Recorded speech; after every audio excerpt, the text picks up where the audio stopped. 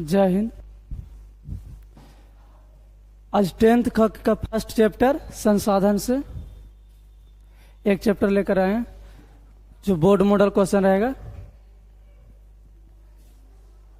और देखिए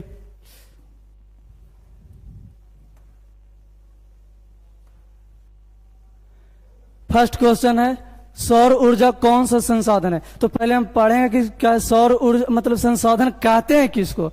तो संसाधन इसको क्या यह मतलब जिस तरह के बहुत सा वैज्ञानिक जो अपना अनुसार मतलब वर्णन किया, तो ये मानवीय आवश्यकताओं को पूर्ति करने वाले सारी वस्तुओं की हम क्या कहते हैं, संसाधन कहते हैं।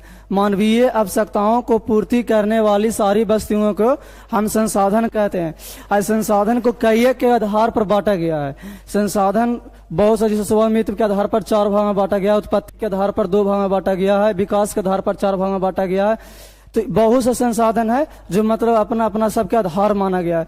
तो एक वैज्ञानिक था, बोले थे कुछ कि कहे संसाधन होते नहीं बनते हैं। तो ये बोले थे जिमरमैन।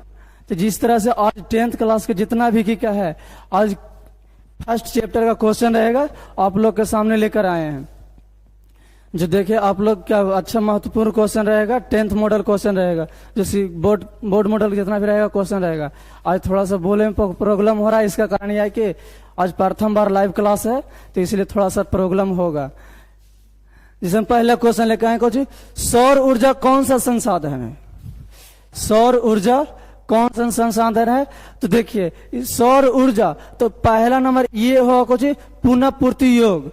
पुनः पूर्ति योग इसको क्या कहेंगे कि क्या पहले नंबर संसाधन देखिए अनवीकरणीय संसाधन क्यों नहीं हुआ। इसका कारण यह है कि वैसा संसाधन जो एक बार मतलब खत्म हो गया तो पुनः वो नहीं आ सकता है। एक बार अगर जो खत्म हो गया तो उसको पुनः स्थापित करने के लिए लाखों करोड़ बरस लग जाता है। इसीलिए ये नहीं हो सकता है सौर ऊर्जा, क्योंकि लाखों साल लग जाएगा।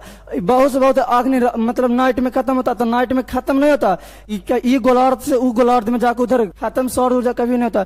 तो इसलिए सौर ऊर्जा कौन सा संसाधन होगा, तो पुनः पूर्ति योग होगा। अनवीकरणीय कैसे सट गया क्योंकि ये वैसा संसाधन जो एक बार यूज करने के बाद पुनः प्रयोग करने में लमसम कम से कम तो साल 1 लाख वर्षों का प्रयोग लगता है, जिसके कारण कि ये छट गया। जैव संसाधन किसको कहते हैं, जिसमें से जीवों का अध्ययन किया जाए उसे जैव संसाधन कहते हैं। अजैव संसाधन किसे कहते हैं, जिसमें निर्जीवों का अध्ययन किया जाए उसे अजैव संसाधन कहते हैं। लेकिन यहाँ पर कर रहा सौर ऊर्जा कौन सा संसाधन है, तो सौर ऊर्जा कौन हो जाएगा, क्या है, पुनः पूर्ति योग संसाधन।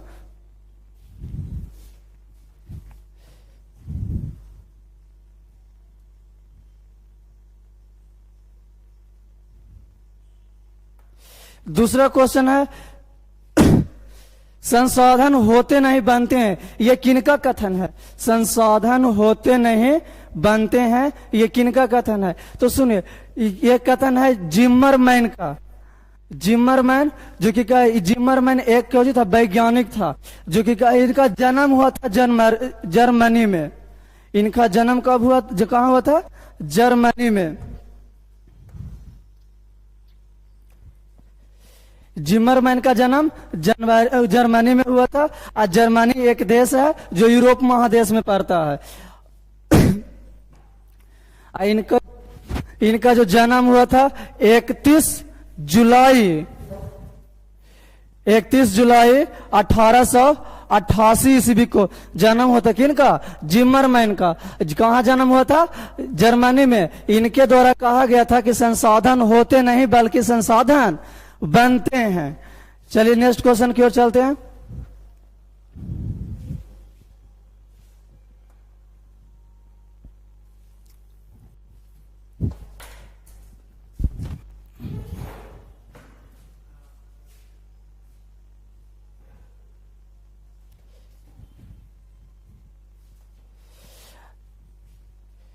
नेक्स्ट क्वेश्चन है कोयला किस प्रकार का संसाधन है। कोयला किस प्रकार का संसाधन है। तो कोयला देखिए, कोयला अभी जस्ट बताए थे अनवीकरणीय संसाधन का परिभाषा को जी बताए थे कि वैसा संसाधन जो एक बार खत्म हो जाता है और उसे पुनः पूर्ति करने के लिए लाखों करोड़ों वर्ष लग जाता है, उसे अनवीकरणीय संसाधन कहते हैं। नवीकरणीय संसाधन किसे कहते हैं? कि वैसे संसाधन जो एक बार मतलब यूज किए अब पुनः प्राकृतिक रूप से मतलब प्राप्त हो जाता है, उसे अनवीकरणीय संसाधन कहते हैं। अजैव संसाधन किसे कहते हैं? वैसे संसाधन जिसमें सजीवों का अध्ययन किया जाए उसे जैव संसाधन कहते हैं। अजैव संसाधन किसे कहते हैं? तो वैसे संसाधन जिसमें निर्जीवों का अध्ययन किया जाता है उसे अजैव संसाधन कहते हैं। तो बताइए, कोयला की का अग्नि कोयला के लहका लेंगे, अल्लाह कोयला के बजे राख बनेगा, बीने की का अथी हो जाएगा, फिर पुनः कोयला बन सकता है? नहीं बन सकता। तो जब नहीं बनेगा तो ये कौन संसाधन में आ जाएगा? अनवीकरणीय संसाधन में, क्योंकि अभी बताया गया था। अब जैसे मैं सूर्य मान अखनी उगलखिन है आ कल उगल उन्हें की कहू कि चल टाइम होला 6 बजे कल उगल हुआ आज फिर उगू ना 6 बजे, उनका कहे पड़ा जगह पड़ा है नहीं जगह पड़ा, पुनः प्राकृतिक रूप से अपने को जो चल उग जाते हैं टाइम पर। तो वो कौन? नवीकरणीय संसाधन। लेकिन अनवीकरणीय संसाधन में कुछ अखनी कोयला से आग लहरा के तप ले लिया, अब बिहने देखी बिहने कोयला के हमारे धैले रहती, ऐसे हो सकता है जी? ऐसे नहीं हो सकता। तो कोयला किस प्रकार का संसाधन होगा? अनवीकरणीय संसाधन होगा। चलिए नेक्स्ट क्वेश्चन।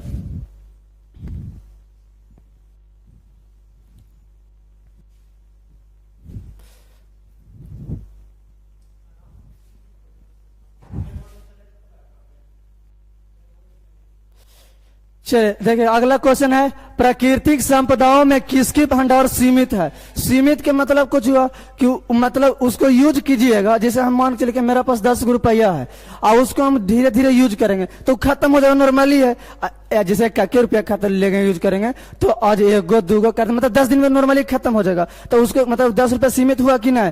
आज जैसे ना मान लिया जाए कुछ कि हम ले लेंगे पानी के, तो पानी महासागर में पानी खत्म होती जी, क्या पानी का इसीलिए वो कुछ हो जाएगा? ये सीमित हो सकता है। आई कह रहा किसकी भंडार सीमित है, मैंने उसको अगर उससे सीमित है जिसके से ज्यादा यूज किए तो वह कुछ हो जाएगा, खत्म हो जाएगा। तो कोयला के बाबू का भंडार कुछ है, सीमित है। कोयला का भंडार सीमित इसलिए हो सकता है कि ये क्या चीज है, इसको बना भूमि के जो अंदर मिलता है इसको बनने में लाखों करोड़ों बरस लग जाता है। और ये क्या इसका भंडार सीमित रहने के कारण ये कि अगर जो इसको ज्यादा अत्यधिक उपयोग करेंगे तो ये पुनः खत्म हो जाएगा। लेकिन पानी के तो उपयोग करो तो खत्म हो जीता है। सौर ऊर्जा सुबहमान की एक दिन उगल की ना 2 दिन की कहते अब आराम कर दे, थक गलिया है, ये हो सकला है जी? थक रही ना, इनमें से इसमें सभी तो हो ही नहीं सकला, ये तो ऐसी गलत हो गया।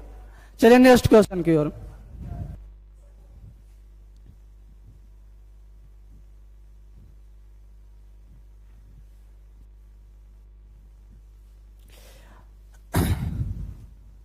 अगला क्वेश्चन है, राष्ट्रीय संपदा समुद्री क्षेत्र में होता है कितनी किलोमीटर तक? कितने किलोमीटर तक, जैसे मतलब समुद्र में। तो हमारा ये नहीं समझ में आ रहा कि राष्ट्रीय संपदा समुद्री क्षेत्र में इसका अर्थ क्या हुआ। तो देखो, जैसे कि मान लिया जाए कि अब भारत में हम रह रही है, भारत देश 13 में आप सबके रहने के लिए घर तो होवे करेगा। तो आप बताओ, ये जो मान के चलो कि ये मतलब दूसरा के घर है, इसमें हम जाएंगे रहने के लिए तो हमारा रह देथिन जी, मार डंडा के भगा देखिए गेला हमारे घर में कहा ला। तो उसी तरह से जैसे देखो, तो राष्ट्रीय संपदा है तो समुद्री क्षेत्र में प्रत्येक देश का मतलब सीमा होता है। जैसे आज भारत का सीमा है, देखे तो भारत के भी सीमा है, उसी तरह से क्या पाकिस्तान का भी अपना सीमा रेखा होगा। तो उसी प्रकार से समुद्र में भी मतलब राष्ट्रीय संपदा मतलब उतना भारत के द्वारा अपनाया जाएगा। तो वो कितना है जी? चलिए बहुत अच्छा, डी कुशवाहा किंग, बहुत अच्छा बहुत अच्छा, डी इसका आंसर होगा कितना जी? डी होगा 19.2 किलोमीटर। इसका 19 मतलब हुआ कुछ कि सबको जाना हो कि 1 किलोमीटर में कितना कै मीटर होगा जी? 1000 मीटर होता है। कितना होता है छोटा? 1000 मीटर होता है बाबू। आज 2 यानी 200, तेरा 19 से गुना कर देवी यानी इतना मीटर बनल गए। आई कर ला 2 तो यानी जोड़ देवी कितना से 200 मीटर जोड़ देंगे। तो यानी इतना होता है कुछ राष्ट्रीय संपदा समुद्री क्षेत्र में, मतलब इसका किलोमीटर तक अपनाया जा सकता है। इतना तक अगर इसके अंदर में अगर किसी भी देश ने हमला किया तो उसको पुनः भारत के सेना तो जानबे करो कितना थी हखिन जे उनका निमन से इलाज कर दे हखिन।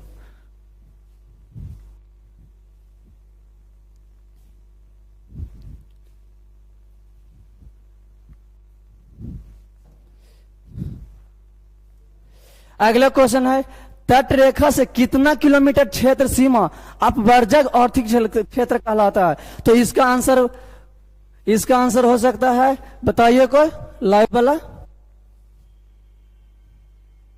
इसका आंसर होगा 200 NM। तो कोई NM का मानी कुछ होगा, तो NM का मतलब होता है नैनोमीटर। जिस तरह से आर्थिक अपमार्जक क्षेत्र सुने थे उसी तरह से मतलब राष्ट्रीय संपदा होता, इसी तरह से ये भी एक सीमा तट रेखा से मतलब इतना दूरी तक ये मतलब अपना देश की संपत्ति होता है।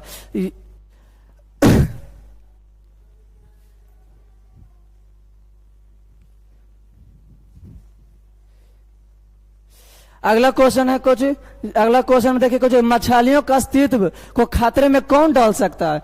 तो मछलियों का अस्तित्व को खतरा में कौन डालेगा, तो ध्यान रखे मछली पहले बताइए। सौंफ जल में की मछली मारा है जी, वो तो वह अच्छा है कि रह जीती। अब बरसा जल में की मछली मारता है, ऊपरे से की अथी होता है, नहीं होगा। सागर जल तो देखबे करो सबसे बड़ा बड़ा के मछली सागरे में ही पाया जाता है। तो इसका आंसर होगा कौन, दूषित जल।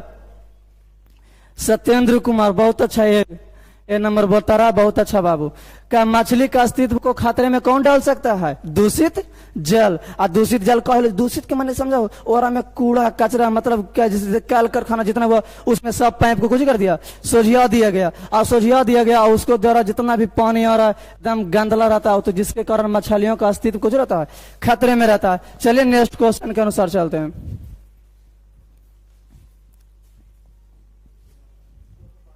देखिए बहुत इंपॉर्टेंट क्वेश्चन ये है कि क्या कहीं मतलब कितना बार भी क्वेश्चन के पूछा गया है, तो इसके लिए इसमें क्वेश्चन का छूटना नहीं चाहिए। आप बार बार बता रहे हैं कि जितना भी क्वेश्चन है आप लोग का, जितना भी वो टोटल बोर्ड मॉडल क्वेश्चन एक बार ना एक बार एग्जाम में आया हुआ ही क्वेश्चन है। ऐसा नहीं है क्योंकि क्या है आइबो न किलखिना आयरा लाख धैले ही, जितना भी आप लोग क्वेश्चन है कहीं ना कहीं परीक्षा में आ चुका है। इसलिए याद रखे, देखो का कुछ प्रथम पृथ्वी सम्मेलन कहाँ और कब हुआ था।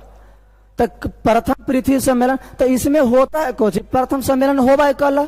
तो देखो कोई भी काम होता है कुछ उसको संरक्षण पहुंचाने के लिए, तो जितना मतलब क्या एक देश मिलके सोचा कि देखिए आज कितना भी कार्बन डाइऑक्साइड की मात्रा से अम्ल वर्षा होता है, बहुत से देश में मतलब देखिए रहे कितना प्रदूषण हो रहा है, तो उसको रोकने के लिए ये सम्मेलन किया गया था। ये हुआ था प्रथम पृथ्वी सम्मेलन कहाँ हुआ था, रियो डी जेनेरो में। और रियो डी जेनेरो कहाँ है, ब्राजील में है। आई प्रथम पृथ्वी सम्मेलन जो हुआ था वो हुआ था कितना 1992 ईस्वी में, 1992 ईस्वी में। सजना कुमारी ठीक है, 1992 ईस्वी में हुआ था।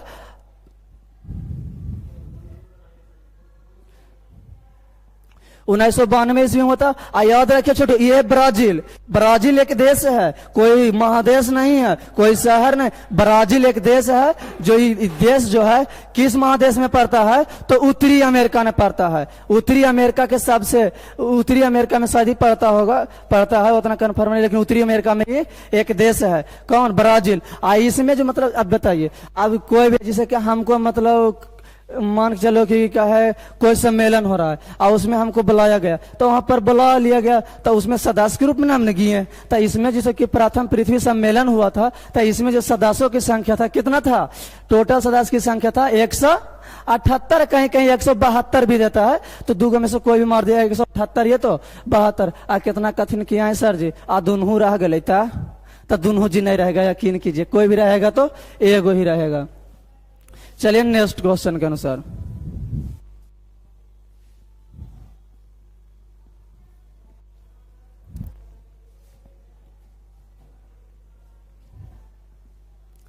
अगला क्वेश्चन है द्वितीय पृथ्वी सम्मेलन कब और कहां हुआ था। तो देखिए इसमें थोड़ा सा छूट गया है कि मतलब डेट नहीं डाला गया है, तो उसका डेट हम अभी बता रहे हैं जस्ट। द्वितीय पृथ्वी सम्मेलन प्रथम हुआ था कहां, रियो डी जेनेरो, कहां, ब्राजील में। जबकि दूसरा हुआ है कहां, कोई बता, चलिए डी, न्यूयॉर्क में। सही है सत्येंद्र कुमार, डी सही है, सही है।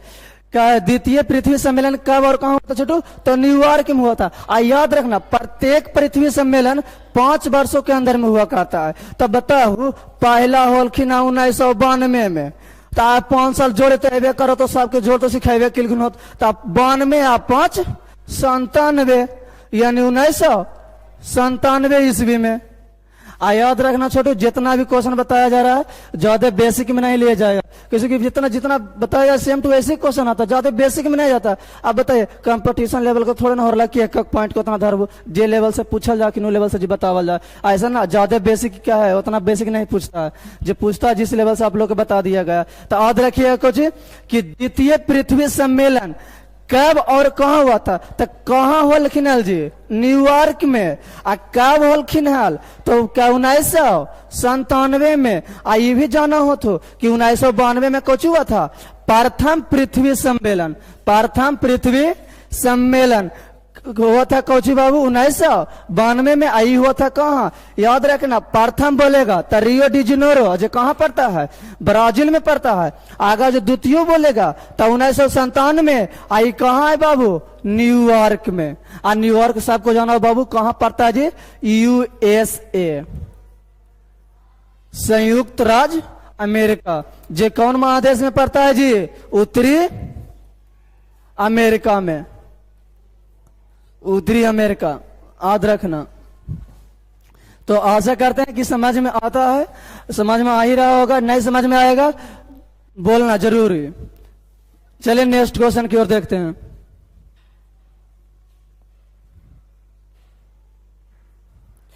देखिए तीनों पृथ्वी सम्मेलन को हम एक जगह सरिया है, इसलिए कि ताकि समझने में क्या चीज हो, कठिनाइयां ना हो। अब करा तृतीय पृथ्वी सम्मेलन कहाँ हुआ था। तो देखिए तृतीय तो पहला तो सबको जाना गया कहाँ होलल जी, रियो डी जेनेरो में। दूसरा होलल कहाँ जी, न्यूयॉर्क में। लेकिन जो तीसरा कहखिन तो तीसरा होलखिन कहाँ, कोई चलिए बताइए, लाइव वाला जितना भी बच्चा है कोई बताइए तृतीय पृथ्वी सम्मेलन कहाँ हुआ था।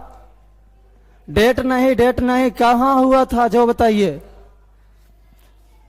जोहान्सबर्ग में हुआ था।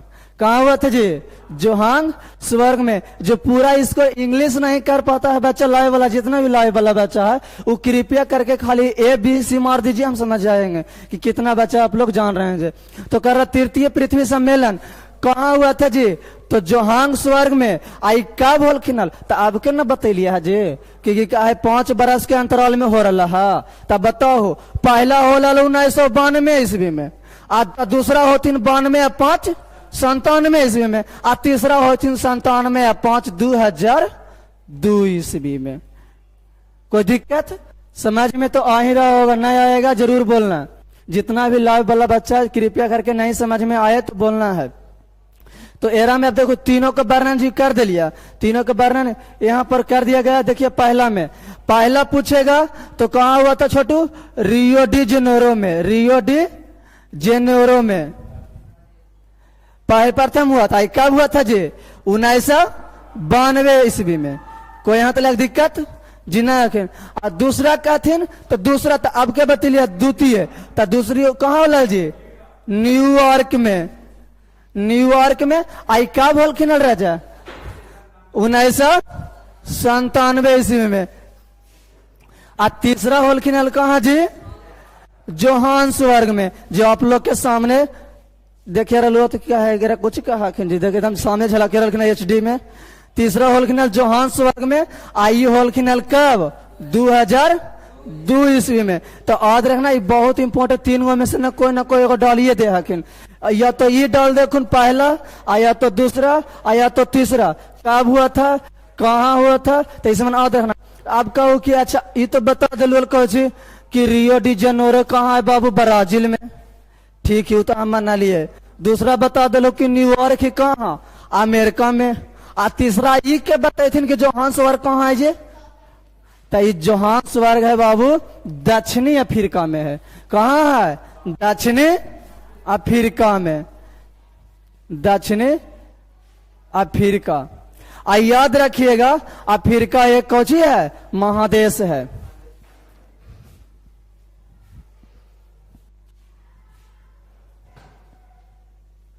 चलिए नेक्स्ट क्वेश्चन में,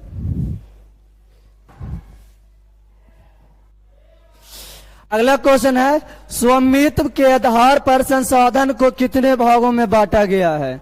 स्वामित्व के आधार पर संसाधन को कितने भागों में बांटा गया है। चलिए सत्येंद्र कुमार, बहुत अच्छा, बहुत सा क्वेश्चन का आंसर सही बता रहा है। कितना भाग में जी? 4 भाग में बांटा गया है। अब कितना करल कि नहीं गो कि कहा है 4 भाग है कौन कौन?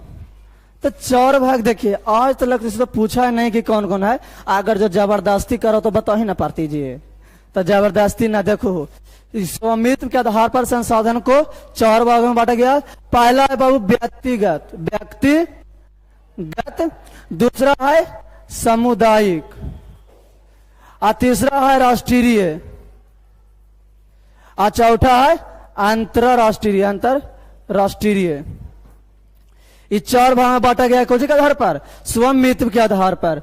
याद रखना। तो पूछेगा ये वाला क्वेश्चन, खाली ये पूछेगा, ये 4 के कोई पूछे जी, ये 4 को कोई ना पूछेगा।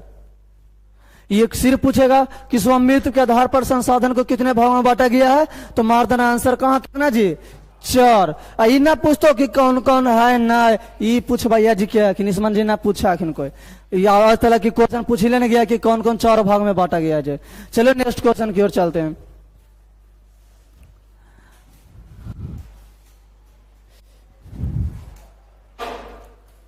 चलिए नेक्स्ट क्वेश्चन कौन है? संसार का सबसे कीमती संसाधन कौन सा? कीमती के मतलब कीमत, उसके मतलब उसकी अति ज्यादा होता होगा, मतलब जैसे कि मान लिया कीमती का अर्थ हुआ कुछ उसको चाहने वाला, मतलब बहुत सा चीज होगा। तो इसमें पशु की कई गो ज्यादा पशु कीमती हो सकल कि ना जी? ना होते, इसलिए पशु नहीं हो सकता, ये तो गलत हो गया ऐसे ही। और दूसरा में करल कि ना बैन, तो बैन कुछ समय के लिए हो सकल, लेकिन ऐसे नहीं हो सकता। अगला है कोच बाबू नदी, तो नदी भी नहीं हो, इसका खनिज हो जाएगा। खनिज के मतलब बहुत जैसे पेट्रोलियम चले, किरासन तेल ले लीजिए, डीजल ले लीजिए, जितना भी आजकल देखो तो बहुत सा यह क्या है फेयर हैंडसम लगा हुआ कि कोची सब एक ये खनिज के तहत पेट्रोलियम के तहत बनता है। जितना भी ग्रीस त्रीस होता है सब चीज यही सामान के बीच में बनता है।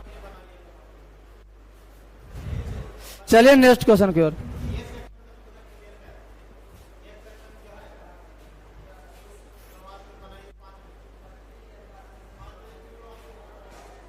ठीक,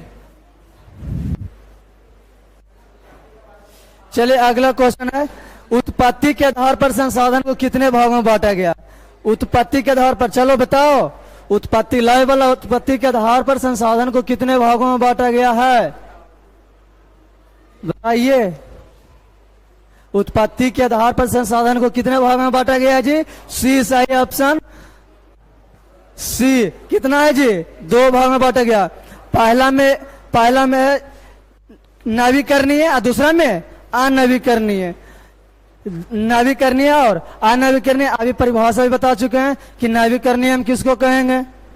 जो क्या एक बार खत्म हुआ पुनः प्रकृति रूप से आ गया उसे नवीकरणीय, और एक बार उसको हम यूज कर लिए और दोबारा पुनः प्रकृति रूप से नहीं आया तो उसे अनवीकरणीय संसाधन कहते हैं।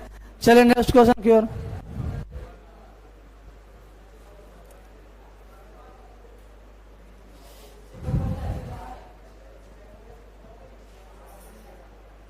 चलिए अगला क्वेश्चन है द पॉपुलेशन बम नामक पुस्तक कब प्रकाशित हुआ था? चलिए बताइए, द पॉपुलेशन बम नामक पुस्तक कब प्रकाशित हुआ था? लाइव वाले कोई भी, चलिए बोलिए। आंसर वगैरह है बाबू 1968 ईस्वी में। 1968 ईस्वी में आ रहा है द पॉपुलेशन बम नामक पुस्तक कब प्रकाशित हुआ था? तो 1968 ईस्वी में। आइए, तो क्या रहा कि पुस्तक मतलब इसमें वर्णन किस चीज के किया होगा? अब जिसे कहे कोई भी बोल सकता है कि इसमें वर्णन कोई चीज के होगा, कोई चीज के, जैसे हम मान चलो कि हिंदी के है तो हम कह सकते हैं ना कि हिंदी के है तो इसमें हिंदी रहा होगा।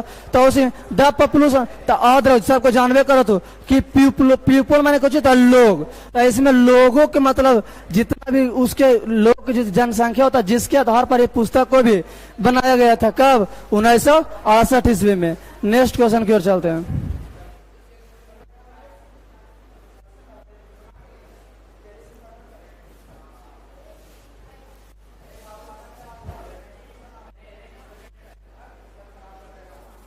चलिए अगला क्वेश्चन है चिपको आंदोलन के नेता कौन है?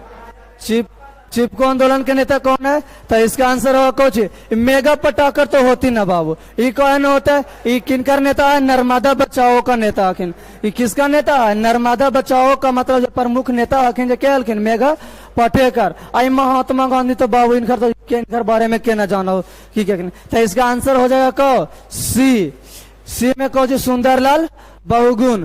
चिपको आंदोलन का नेता कौन था जी? सुंदरलाल बहुगुण। आई चिपको आंदोलन हुआ था कहाँ? उत्तराखंड में। कहाँ हुआ था जी? उत्तराखंड में।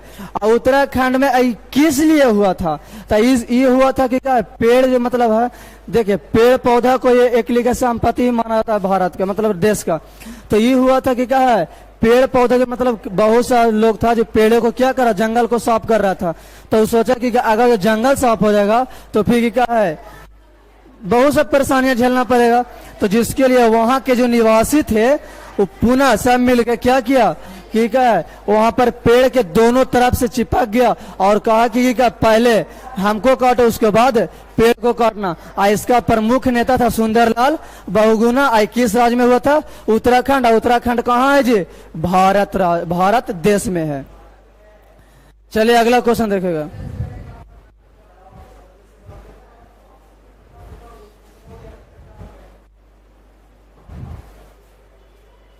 अगला क्वेश्चन है किन्हीं एक मानवकृत संसाधन का नाम लिखे। मानवकृत के मतलब कुछ हुआ, मानव के द्वारा बनाया गया संसाधन, मतलब मानव के द्वारा बना। तो बताओ तो पानी आदमी बना लेथिन कि नहीं? पानी आदमी बना सकता है ना जी? नहीं, पानी आदमी बना नहीं सकता। अब तो खनिज बना सकलखिन आदमी की ना? खनिज कोयला उला आदमी ना बना ले तुरंत भर में, ये भी नहीं हो सकता है। विकेट मत दीजिएगा, ये नहीं क्या है पकड़िएगा, इन्हें कहीं खनिज हो जाएगा तो खनिज कह दीजिएगा, हाँ विकेट जल्दी जल्दी मत दीजिए। क्या है, खनिज भी नहीं होगा, पानी भी नहीं होगा। अच्छा देखो कोयला के आदमी बना सकला है जी? जब कोयला बनावल जीता हल जैसे जिस तरह से रोटी घर में बनावल जाए बाबू, अगर जो कोयला भी बनावल जीता ना तो रोज की बनाते रहता अला, खाना पकते रहती ना, गैस की जरूरत पड़ती ना नहीं। लेकिन तो कोयला के बना सकला आदमी? तो अच्छा ये घर आदमी नहीं बना सकला ना जी? घर बना सकता है बाबू, घर तो आदमी बना सकता है। ये भगवान बना दिलखिन घर बाजी नहीं। तो इसका आंसर है कुछ, इसका आंसर हो कुछ जो मानव के द्वारा मतलब बनाया गया हो उसे क्या कहते हैं? मानव संसाधन कहते हैं, मानव कृत। मानव के द्वारा बनाया गया संसाधन को मानव कृत कहते हैं। तो जिसे हम देखिए तो मानव कृत संसाधन जैसे हम हो गए कुछ मकान, तो मकान क्या भगवान बनाएंगे? आदमी बना सकता। तो ये मानव के द्वारा बनाया गया चीज है, तो इसलिए कुछ मकान हो जाएगा मानव कृत संसाधन। ठीक बन कर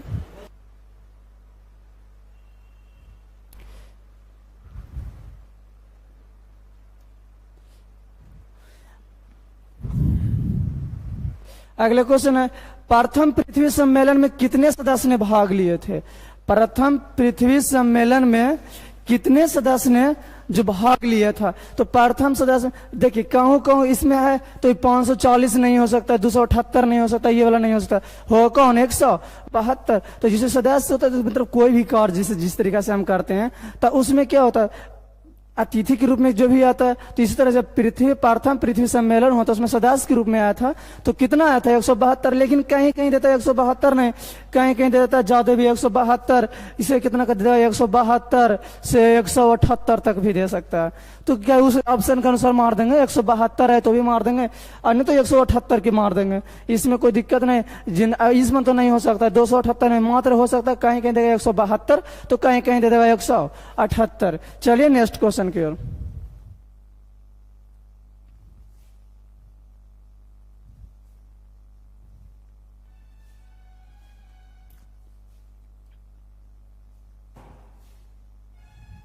अगला क्वेश्चन है अ स्मॉल इज ब्यूटीफुल नामक पुस्तक के लेखक कौन है? अ स्मॉल इज ब्यूटीफुल नामक पुस्तक के लेखक कौन है? तो देखिए अ स्मॉल इज ब्यूटीफुल नामक पुस्तक, तो ये है क्या चीज? स्मॉल इज ब्यूटीफुल जिसे अब हम जिसे मान लेते हैं कि गणित की किताब है तो गणित, तो उसमें क्या चीज रहता है? हमको मैथ पढ़ने का रहता है, गणित ही पढ़ने का रहता है, लेकिन क्या रहा स्मॉल इज ब्यूटीफुल नामक, तो इसमें क्या चीज के वर्णन किया गया? तो इसमें देखिए इसमें है जो संसाधन जितना भी है ना उस संसाधन के बारे में ही बताया गया, उसके कि किस तरह से यूज किया जाता है। जब टोटल यही संसाधन इसमें ही किया गया है, दर्शाया गया है। तो इसके जब लेखक का नाम बोलेगा तो कौन सा है? सुमशेर। कौन सी है? सुमशेर। तो ये सुमशेर इस लेखक मतलब होता है जो मतलब बुक लिखता है, लिखने वाले को ही लेखक कहा जाता है ऐसे नॉर्मल तरीका में। तो जैसे कि स्मॉल इज ब्यूटीफुल नामक पुस्तक का जो लेखक जो है वो कौन है? सुमशेर है। नेक्स्ट क्वेश्चन हम चलते हैं।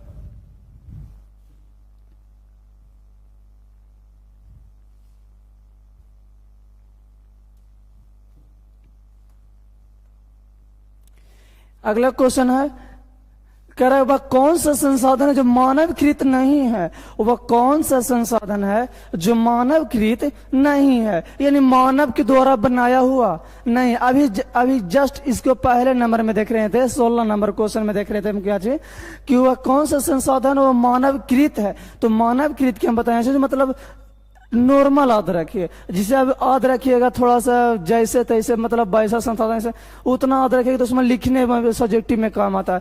ऐसे ऑब्जेक्टिव जो मारने के रहे तो नॉर्मल तरीका में याद रखिए कि जो मतलब संसाधन को अति बनाया है, मतलब मनुष्य के द्वारा बनाया गया है उसे मानव निर्मित कहते हैं, और जो मनुष्य के द्वारा नहीं बनाया गया उसे मानव निर्मित संसाधन नहीं कहते हैं। तो करो वह कौन सा संसाधन है जो मानवकृत नहीं है? तो मानवकृत नहीं है तो देखिए सड़क की भगवान बना सके ना, सड़क भगवान नहीं बना सकते हैं। भवन क्या? भवन मतलब जो घर होता है, घर बहुत से मतलब भवन जिस तरह से बोलते हैं घर एक तरह टाइप करता है, तो क्या भगवान बनाते हैं? घर भगवान बना सकल ना? ये जिस घर में हम ये रहते हैं या ये रह रहे हैं तो क्या भगवान बनाया? नहीं बनाया। लेकिन पेड़ पौधा किनके द्वारा बनाया गया? भगवान के द्वारा बनाया गया। तो क्वेश्चन क्या चीज करा? वह कौन सा संसाधन है जो मानवकृत नहीं है, यानी कि मनुष्य के द्वारा बनाया हुआ नहीं है? तो मनुष्य हरा पेड़ पौधा आदमी बना सकता है? जो बना सकता तो क्या है, इतना प्रदूषण हो ही नहीं सकता था। ये क्या है, आदमी तुरंत भर में तैयार कर देता। लेकिन इसी कारण से ये वाला आंसर होगा क्योंकि मानव हरे पेड़ पौधा के निर्माण नहीं कर सकता है। चलिए नेक्स्ट क्वेश्चन की ओर।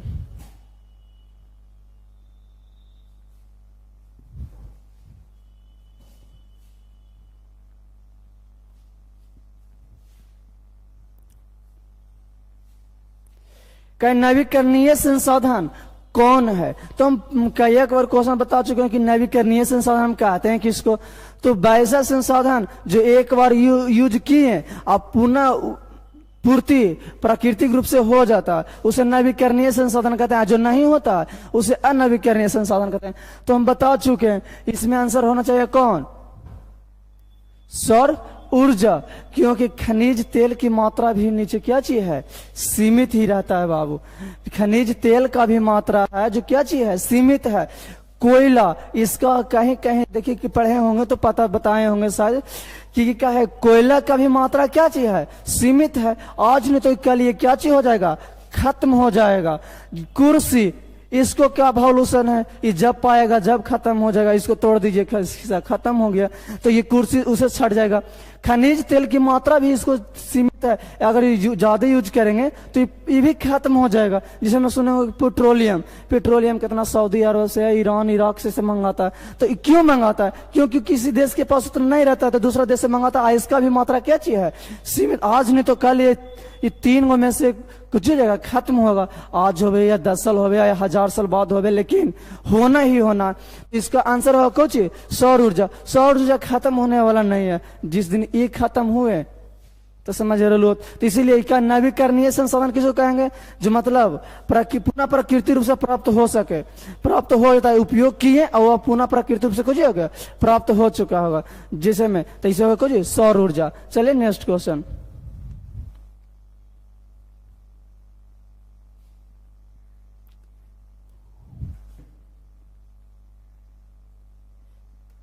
चलिए अगला क्वेश्चन है। अगला क्वेश्चन देखिए, उस संसाधन का था तो इसी में है। संसाधन में कम है कुछ प्राकृतिक संसाधन के पढ़े के बारे में देखिए। तो इसमें कह रहा है कुछ काली मिट्टी का दूसरा नाम क्या है? काली मिट्टी का दूसरा नाम क्या है? तो आंसर में देखिए बाबू रेगुड़ मिट्टी होगा। कौन सा मिट्टी होगा? रेगुड़ मिट्टी। काली मिट्टी का दूसरा नाम क्या है? तो रेगुड़ मिट्टी होगा। ये वाला क्वेश्चन बहुत बार आया है, आप बार बार बोलते हैं, उस क्लास में भी बोला गया था कि देखिए छोटू, जितना भी क्वेश्चन इस आप लोग के सामने रखा गया है बोर्ड पर क्लीन है, वो एनीबॉडी किसी न किसी एग्जाम में आ चुका ही है। ये ऐसा नहीं है कि क्या है आप लोग को क्वेश्चन नहीं आया, आप लोग को रख दिया गया। हाँ, अगर जो अब जैसे हम बता रहे हैं, अगर जो समझ में नहीं आता है तो बोलिए कि हाँ ये कैसा होगा, आंसर कब आया था। नहीं तो ये समझिए जितना भी काली मिट्टी हो गया वो क्या उसका पूछा था, सिर्फ ऐसी सेम टू यही क्वेश्चन था। काली मिट्टी की दूसरा नाम क्या है, तो रेगुर मिट्टी, बस इतना ही क्वेश्चन है, इससे ज्यादा और कुछ नहीं रहेगा। चलिए नेक्स्ट क्वेश्चन में चलते हैं।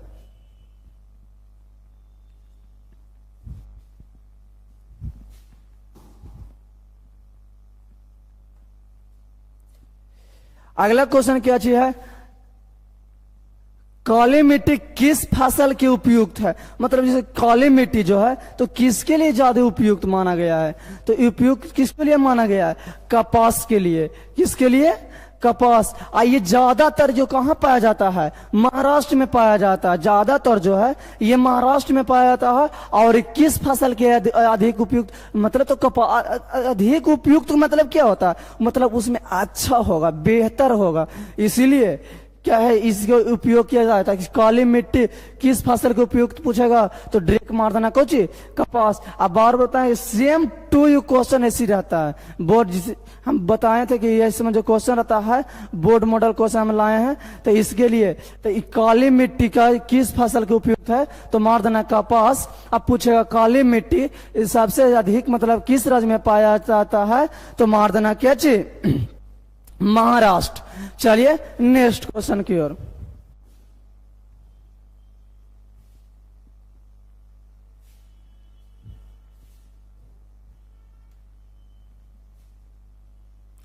अगला क्वेश्चन है, सोपानी कृषि किस राज्य में प्रचलित है।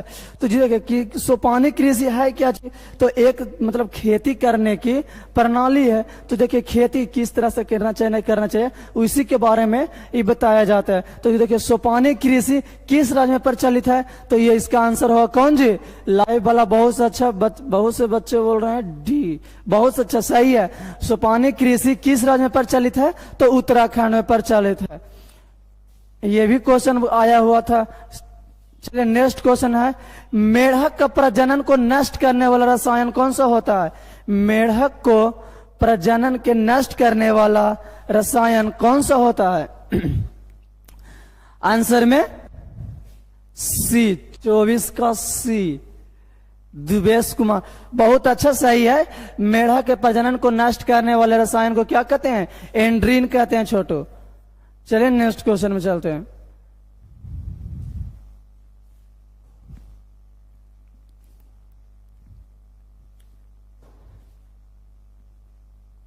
अगर किन्हीं बच्चे को समझ में नहीं आए तो बोला कीजिए कि हमको ये बात समझ में नहीं आ रहा है। कितना चाहिए तो कारल खिनत किया है, इतना बड़ी स्पीड में 3000 लो जाए, समझावा ना।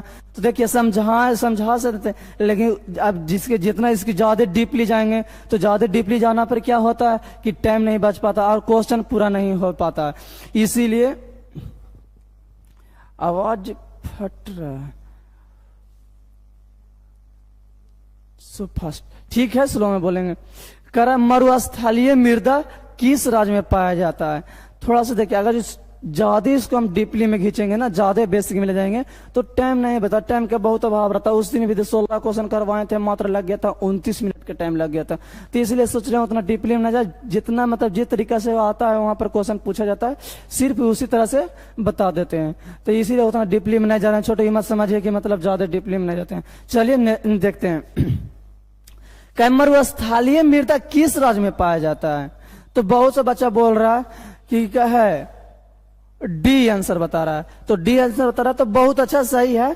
कहां पाया जाता है तो क्या है, राजस्थान में। तो पहले ये कितना का समझ में नहीं आ रहा, मरुस्थलीय मृदा कहते हैं किसको, मरुस्थलीय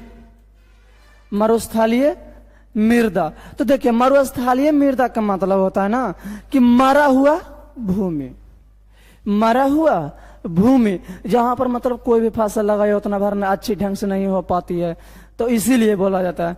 तो क्या है, तो मरुस्थलीय के मतलब हुआ मरा हुआ भूमि को ही कुछ मरुस्थलीय मृदा नॉर्मल तरीका में हम बोल सकते हैं। मरुभूमि, वही तो हुआ मरुभूमि, तो मतलब ये हुआ मरा हुआ भूमि को ही मरुभूमि हम भी कह सकते हैं नॉर्मल तरीका में। मतलब जिस तरह से गांव देहात में जैसे बोल सकता है उसी तरीके से हम बता चुके हैं कि मरा भूमि, मरुस्थलीय मृदा या मरा भूमि दोनों तो एक ही तरह से अति करेंगे तो अध्ययन करेंगे तो आएगा, तो इसलिए मरा भूमि भी बोलेगा। ताकि क्या है, मरे हुई भूमि को ही मरुभूमि कहते हैं, जिस मतलब जिस तरह जिसमें हम किसी प्रकार का फसल नहीं उपजा सकते हैं। तो मरुस्थलीय मृदा किस राज्य में पाया जाता है, तो राजस्थान में पाया जाता है। यहाँ पर अधिक मात्रा में मरुस्थलीय मृदा पाया जाता है। चलिए नेक्स्ट क्वेश्चन में।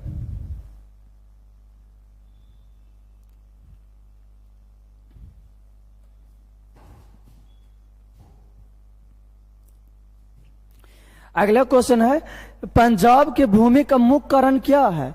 तो पंजाब की भूमि का मुख्य कारण क्या चाहिए, देखिए पंजाब में जो छोटे जितना भी जिस तरह से है उसमें पंजाब में क्या चाहिए कि क्या है, वहां पर मतलब आज देखिए आज बिहार पिछड़ा राज्य क्यों कहलाता है, यहाँ पर नहीं कोई फैक्ट्री सरकार के द्वारा लगाया जाता है। अगर जो मतलब जिस तरह से भारत सरकार के द्वारा आता भी है तो उसको बहुत सा आजकल देखेंगे तो नेता लोग किस तरह से होते हैं, वो लगने नहीं देता, आया कंपनी ही लौट जाता है। तो जिस कारण से यहाँ पर कल कारखाना बहुत मतलब नहीं ना के मतलब में, तो जिसके कारण ये आर्थिक स्थिति से भी बिहार कुछ ही है पिछड़ा राज्य के रूप में आता है। तो उसी तरह से बोल रहा है पंजाब के भूमि के मुख्य कारण क्या है, तो वहां पर किस तरह से मतलब मुख्य कारण को वहां के ज्यादातर किसके यूज किया जाता है। तो देखिए वहां पर जो है ये क्या है, ये वाला अधिक सिंचाई है। अधिक सिंचाई के मतलब हुआ कि वहां पर सिंचाई की व्यवस्था है। सिंचाई की व्यवस्था का मतलब हुआ बाबू की जैसे वहां पर देखिए नदी है, नदियों पर बांध बांध कर वहां पर नहर निकाल देता था ताकि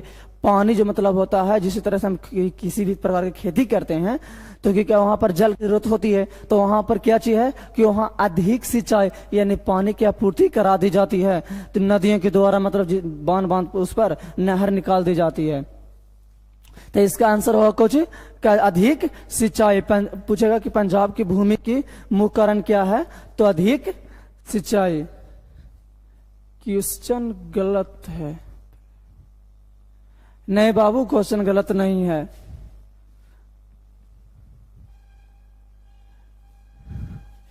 चलिए अगला क्वेश्चन पर चलते हैं।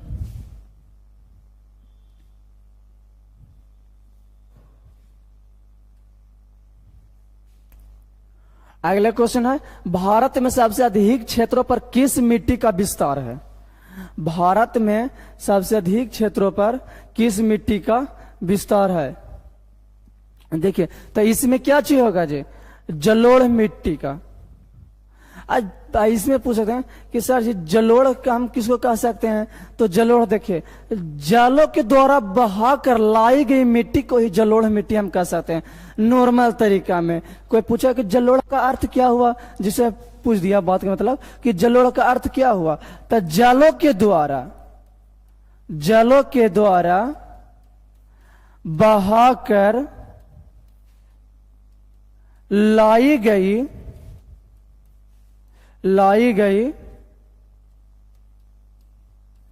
मिट्टी को जलोढ़ मिट्टी कहते हैं।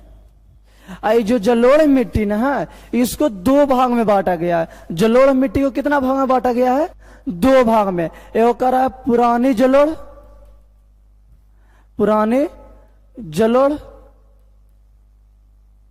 आयोग कहता है नवीन जलोढ़। पूछेगा कि जलोढ़ का अर्थ क्या होता है, तो जैसे देखिए जलोढ़ का अर्थ जलों के द्वारा बहा कर लाई गई मिट्टी को ही क्या कहते हैं, जलोढ़ मृदा कहते हैं। आई जलोढ़ मृदा जो है इस जलोढ़ मिट्टी का जो है बाबू क्या कितना भाग में बांटा गया है, तो दो भाग में बांटा गया है। पहला में पुरानी जलोढ़ और दूसरा में नवीन जलोढ़। इसी को कहा जाता है खादर और बांगर। इसी को कहा जाता है कुछ खादर और बांगर, इन्हीं का दोनों का नाम है खादर और बांगर, ये कोई दूसरा नहीं है। पुरानी जलोढ़ और नवीन जलोढ़ इन्हीं दोनों का नाम है खादर और बांगर। आइए किस मिट्टी का बाबू भेद है, तो जलोढ़ मृदा कहा। इसको कितना भागों में बांटा गया है, तो दो भागों में बांटा गया है। किसको, जलोढ़ मिट्टी को। जलोढ़ मिट्टी का अर्थ क्या होता है, जलों के द्वारा बहा कर लाई गई मिट्टी को हम जलोढ़ मिट्टी कहते हैं। बता रहे हैं बाबू, नवीन मतलब तो नया होवे करता है, तो नया मृद की क्या सही तो बोल रहे हैं आप भी, आपका भी कहना सही है।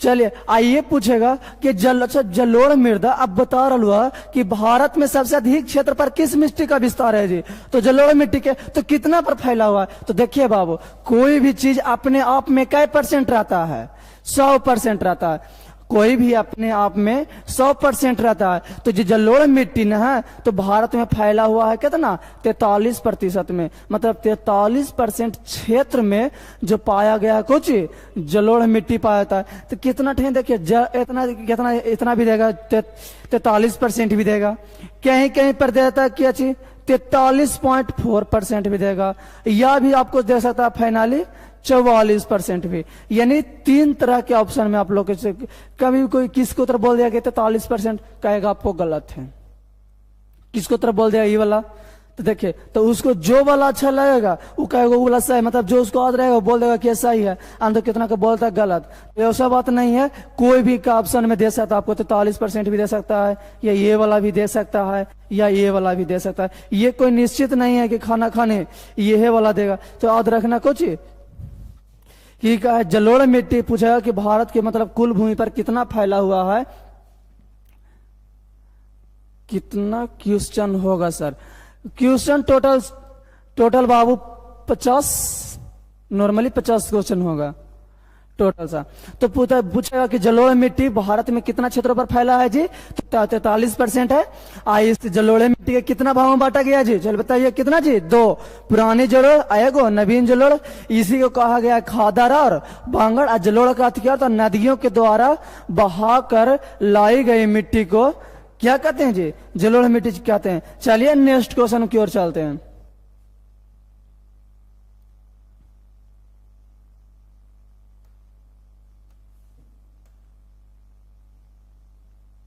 चलिए अगला क्वेश्चन है, भूमि का मूल्यांकन उसके किस गुण से निर्धारित करता है। देखिए आदमी के आजकल पूछ नहीं है, आदमी उसके गुण के पूछ रहता है कि आप किस तरह से मतलब काम को करते हैं, उसमें किस चीज के गुण है उसका पूछ रहा था। तो कहता है उसका भूमि का मूल्यांकन उसके किस गुण से किया जाता है, तो उसके बाबू उत्पादकता से किया जाता है कि कितना उसमें उत्पादक करने की क्षमता है, इसीलिए इसका आंसर होगा क्या चाहिए, डी, उत्पादकता। चलिए नेक्स्ट क्वेश्चन में,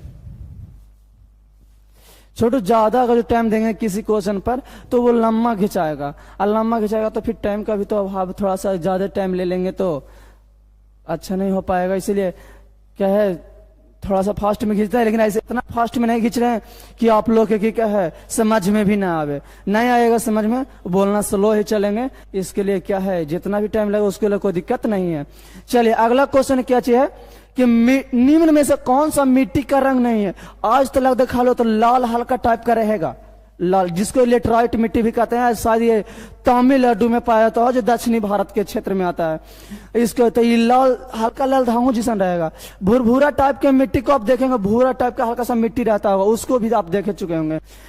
पीली मिट्टी भी थोड़ा सा मिलता है लेकिन कहीं कहीं पर, लेकिन ये हरा मिट्टी कहाँ से आ गया, ये हरियर कहाँ भी मिट्टी के रंग देखे हैं, तो कहू ना देखा लिया जी। आजकल जाहू देहात में, देहात के क्षेत्र में, वहां पर खाया में जेबू ना तो ओकरा पर देखू ना खाया के किनारा पर कि हरियर परत जमल रहा है, तो उना होता है। छोटू नहीं होगा, वो दूसरा चीज, वो एक पैरामेशियम की तरह रहता है, जो रहता है जमा हुआ, हरा नहीं होता, हरा मिट्टी का रंग नहीं होता, कहीं पर नहीं पाया जाता है। तो इसीलिए कराकोच निम्न में से कौन सा मिट्टी का रंग नहीं है, तो नहीं बोल रहा है, तो हरा नहीं होता। तो कोई देखें तो बताइए कि कहां पर पाया जाता है हरा रंग, ऐसे आज तक हरा की मिट्टी का रंग हरा नहीं होता है। चलिए नेक्स्ट क्वेश्चन में,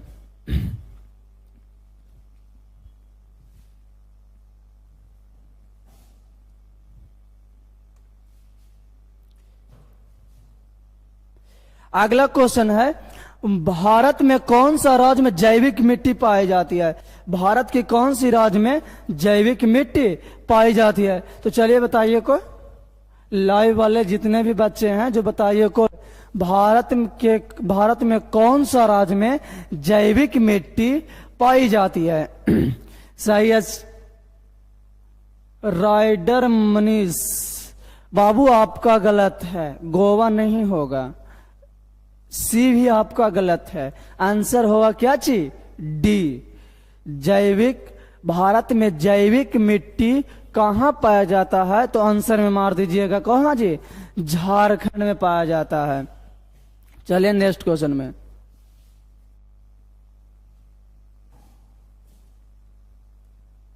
चलिए अगला क्वेश्चन में है कि क्या केरल में किस मिट्टी की प्रधानता है? केरल में किस मिट्टी की प्रधानता है? तो इसमें एनसीईआरटी का क्वेश्चन बहुत कम है सर। सर बाबू हम एनसीईआरटी का उतना क्वेश्चन नहीं डाल चुके हैं, हमको सिर्फ बताए थे कि अच्छा हम शुरू में भी बोल चुके हैं कि ये जो क्वेश्चन जो आपको है सिर्फ आपको वहां पर जिस तरह से एग्जाम में पूछा जाता है उससे हमको मतलब है कि अच्छा एनसीईआरटी वाला हमको क्वेश्चन डाल देंगे, एनसीईआरटी से नहीं जो पूछा तो एनसीईआरटी से। हाँ ये जो क्वेश्चन बता रहे हैं आप ये देखिए कि क्या ये क्वेश्चन है, ये क्वेश्चन आपको एग्जाम में आया है या कोई से पूछ देखिए कि वाला क्वेश्चन आता है नहीं आता तो हमको कहिए।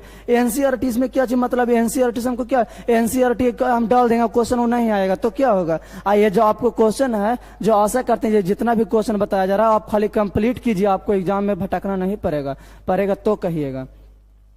केरल में किस मिट्टी की प्रधानता है? तो बहुत सा बच्चा के बोलना है क्या चीज है? लेटराइट मिट्टी। कौन मिट्टी पाया जाता है जी? प्रधानता का मतलब अधिक मात्रा में। प्रधानता का मतलब क्या होता है? वहां पर अधिक मात्रा में। तो अधिक मात्रा में कौन सा वहां पर जब सब ज्यादा मात्रा में पाया जाता है? कौन? लेटराइट मिट्टी पाया जाता है। चलिए नेक्स्ट क्वेश्चन में।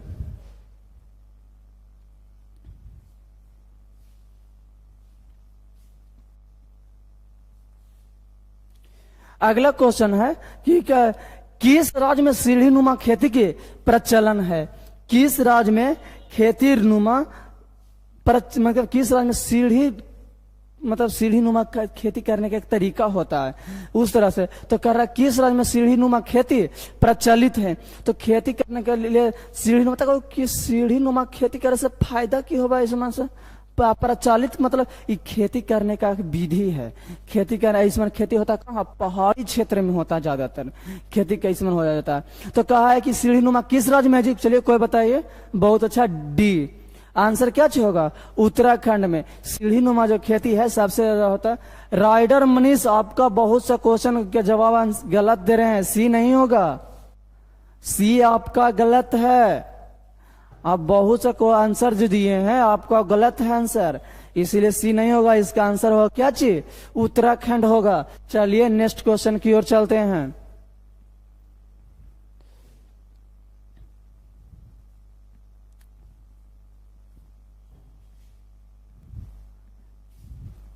अगला क्वेश्चन है, चलिए अगला क्वेश्चन आप लोग के बोर्ड पर क्या है अंकित कर देगा, आंसर बताइए। राइडर मनीष हम नो के हैं सर जी। कोई ओके बहुत अच्छा, कोई दिक्कत नहीं, बताइए उसको हम फर्क नहीं पड़ता, ठीक है। हमको लगा कि 10th क्लास को इसीलिए बोल रहे थे कि आपको गलत आंसर दे रहे हैं, इसीलिए नहीं बोलेंगे आपसे। चलिए ठीक है, जैसा आपकी इच्छा बाबू, बहुत जुड़ने के लिए बहुत अच्छा। देखिए क्या मिट्टी के निर्माण के प्रमुख घटक कितने होते हैं, मतलब कितने तरीके से मिट्टी के निर्माण किया जा सकता है? तो सभी का आंसर सही है। कितना तरीका जी? 5। कितना तरीके से किया जाता है? 5 घटक किसको है? जिस तरह से मिट्टी का निर्माण किया जाता है। तो कहो 5 का नाम बताओ ना, खाली 5 को खाली बोल दो कि 5 खाली एकदम शॉर्ट में लेकर जा रहा हुआ तो शॉर्ट में थोड़ा सा ले जाए के कारण हो जाएगा वीडियो ज्यादा लंबा हो जाएगा, जिसके कारण से आप लोग को थोड़ा सा कुछ शॉर्ट में ही खींचा जा रहा है। ऐसा बात नहीं है कि मतलब नहीं जाता, ये होता है कुछ ही होता है। वो क्या मृदा होता है, एगो ये होता है मृदा उर्वरता, मृदा बारगीकी, यही सामान होता है। मृदा बारगीकी हो गया, मृदा उर्वरकता हो गया, यही समझ के प्रमुख घटक है बाबू। ये समान ये पूछा है क्वेश्चन आज तक में कि मुख्य घटक कितना है, तो 5 है, लेकिन ये नहीं पूछा है कि 5 कौन कौन है। ये ऑब्जेक्टिव में आता है, सब्जेक्टिव में नहीं आता है। इसीलिए क्या है सब्जेक्टिव में आता है, तो जिस समय हम सब्जेक्टिव का सोल्यूशन कराएंगे उस समय हम बता देंगे। अल्फार्मर कुछ ही लिखा है, बोल रहा सर कौन कौन होता है? छोटू इसका मृदा बार्गिकी होता है, मृदा उर्वरकता होता है, इस तरह से इसका भेद घटक होता है। तो इसमें घटक अब यहाँ पर नहीं पूछा जाता है, अगर पूछा जाता तो आप लोग को बता दिया जाता, तो बोलिएगा तो क्या है आप लोग को बता दिया जाएगा। चलिए नेक्स्ट क्वेश्चन।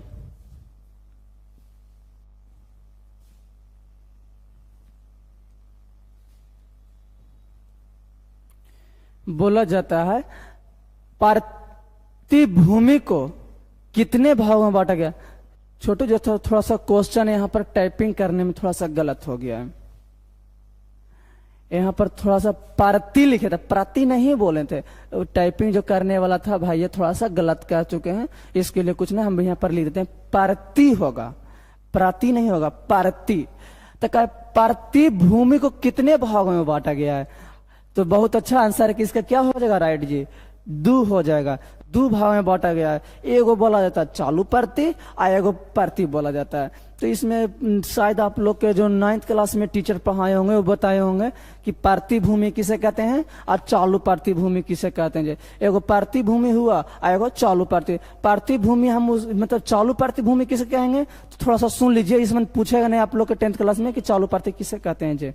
देखिए चालू प्रति कहेगा छोटू तो जिस खेत में साल भर के अंदर में अगर जो फसल नहीं साल भर से लगाया जा रहा है और उसको नेक्स्ट मतलब ईयर में उसमें लगाया जाता है तो क्या है उसको कहते हैं कुछ चालू प्रति। एगो पूछ रहा हुआ टुन्नू कुमार कौन कौन होता है जी, तो आप भी तो बता रहे हैं बाबू, एगो होता है चालू प्रति एगो होता है प्रति। तो चालू प्रति किसको कहेंगे? एक बरस के अंदर में अगर जिस खेत में कोई फसल मतलब नहीं लगाया जाता है और उसका पुनः नेक्स्ट ईयर में मतलब 1 से या 2 साल तक में मतलब उसमें कोई खेत में फसल नहीं लगा रहे हैं तो हो जाएगा, अगर तीसरा ईयर में उसमें लगा देते हैं तो वो आ गया चालू प्रति में। आज जब प्रति किसको कहेंगे? जो 4-5 साल तक उसमें कुछ फसल लगा ही नहीं रहे हैं, कोई मतलब ही नहीं फसल लगाने से, मतलब ऐसी बंजर की तरह पड़ रहा था, उसको कहते हैं प्रतिभूमि। तो इसमें पूछता आप लोग के नहीं, खाली याद रखेगा प्रतिभूमि को कितने भागों में बांटा गया है? 2 भागों में बांटा गया है। चलिए नेक्स्ट क्वेश्चन।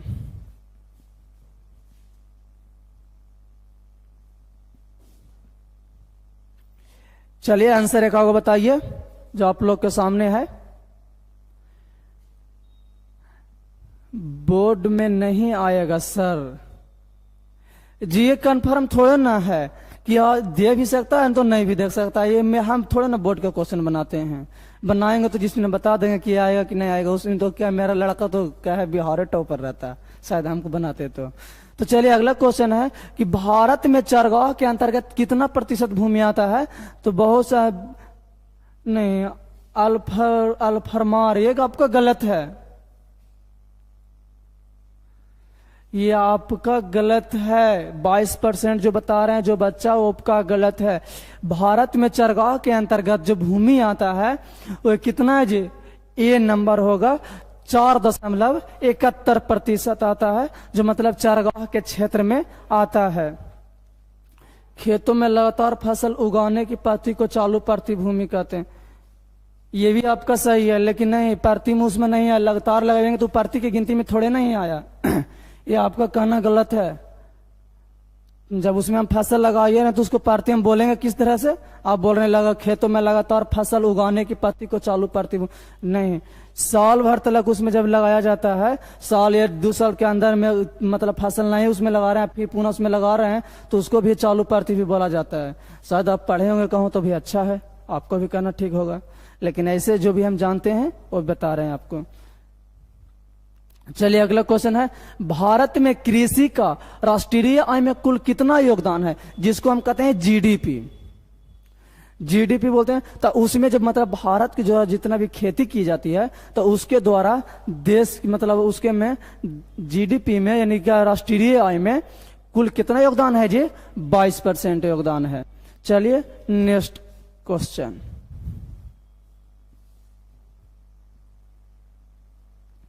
अगला क्वेश्चन का आंसर बताइए। कि भारत में कुल कितने प्रतिशत भूमि पर खेती की जाती है? भारत में कुल कितने अल्फर नहीं, वो गलत है ना, ये 19.9% होगा, ये गलत है। कहूं भी आप सर्च मार के देख लीजिए। पूछ रहा है जीडीपी का पूरा नाम ग्रॉस डोमेस्टिक प्रोडक्ट होता है बाबू, ये सही है। कितना होगा जी? 48.83% होगा। भूमि मतलब भारत में जो जितना भी मतलब अपने आप में कुल है कितना? 100। अपने आप में टोटल क्या परसेंट होता है? 100% होता है। उसमें से जो कह रहा है जी भारत के कुल कितना प्रतिशत, यानी अपने आप में 100 और उसमें से कितना? 48.83% जो है पर कुछ होता है खेती की जाती है। चलिए नेक्स्ट क्वेश्चन में चलते हैं।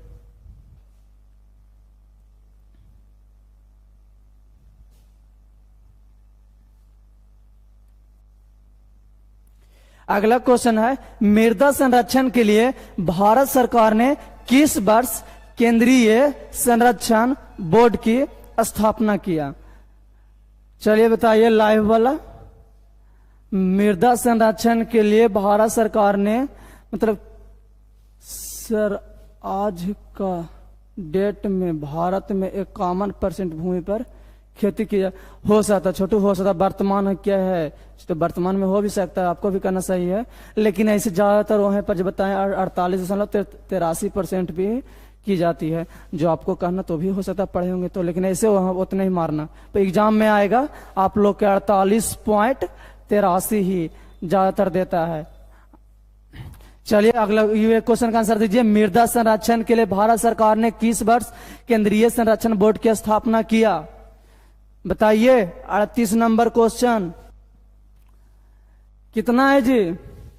1953 ईस्वी में, 1953 ईस्वी में जो है भारत सरकार ने मृदा को संरक्षण करने के लिए मतलब उसको बचाव के लिए, इस संरक्षण के लिए 19 नियम लगाए थे। कब? 1953 ईस्वी में एक नियम बना था। आपका आंसर सही है। हाँ छोटू सही है आंसर। आप चाहते हैं तो कहीं पर सर्च करके भी देख सकते हैं, क्योंकि एक बात से अथी रहिएगा छोटू कि जो भी क्वेश्चन आप लोग के लाया गया है पहले वो एक बार सर्च करके सर्च से देख कर आप लोग के सामने लाते हैं। ये ऐसा नहीं है क्योंकि आप लोग जो उठाएं आज डाल दिए, ऐसा नहीं है। आप लोग के सर्च मार कर सब चीज जान करेंट क्वेश्चन ही आप लोग के लाया जाता है।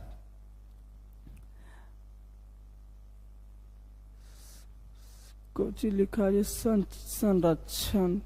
संरक्षण का मतलब क्या होता है?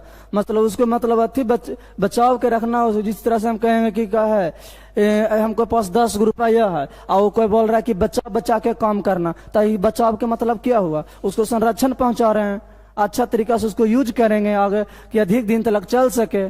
और ऐसा थोड़ा ना है। तो पूछना संरक्षण का मतलब क्या? चलो कोई बात नहीं, पूछने का पूर्ण आजादी है, जितना पूछ सकते हैं। चलिए नेक्स्ट क्वेश्चन है भारतीय कृषि अनुसंधान परिषद ने भारत को मिट्टियों को कितना भाग में बांटा था? तो कितना भाग में बांटा था जी? चलिए कोई परसेंट? गैस में 48.71 देता है।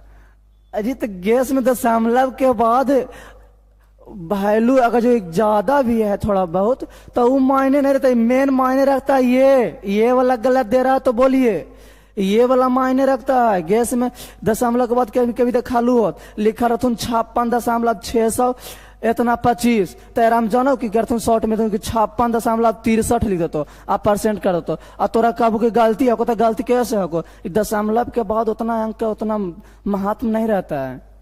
या अगर ये गलत दे रहा है तो बोलिए, ये वाला हो सकता है दे भी सकता है, उतना को मायने नहीं रखता है। चलिए बताइए भारतीय कृषि अनुसंधान परिषद ने भारत की मिट्टियों को कितने भाग में बांटा था जी?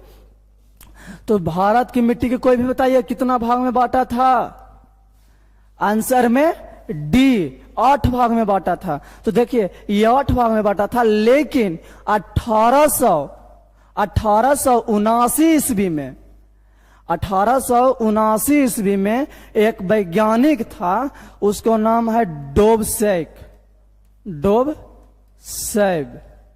ये जो था भारत की मिट्टियों को भारत की मिट्टियों को कितना भाग में बांटा था? या 5 भाग में बांटा था।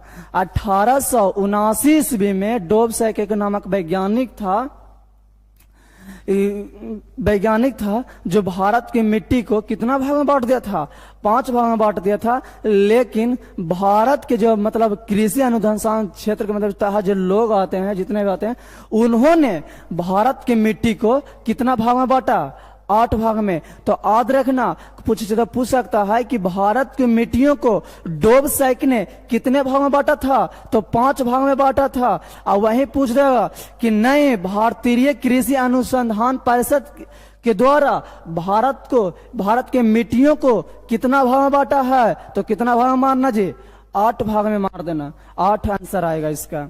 चलिए अगला क्वेश्चन।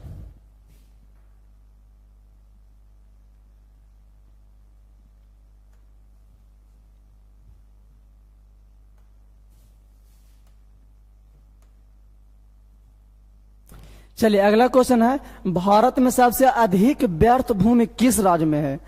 भारत में सबसे अधिक व्यर्थ भूमि किस राज्य में है?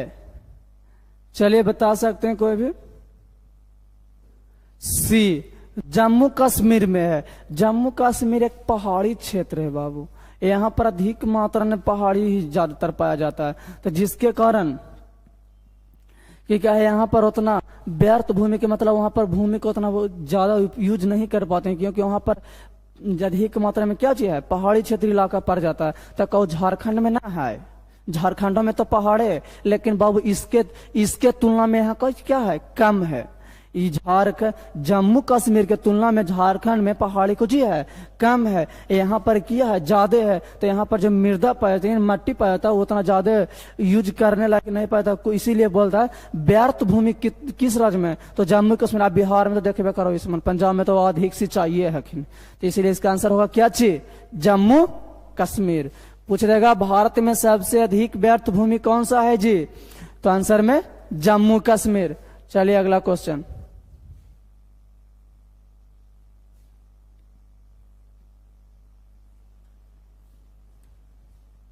अगला क्वेश्चन है, काली मिट्टी सबसे अधिक किस राज्य में पाया जाता है?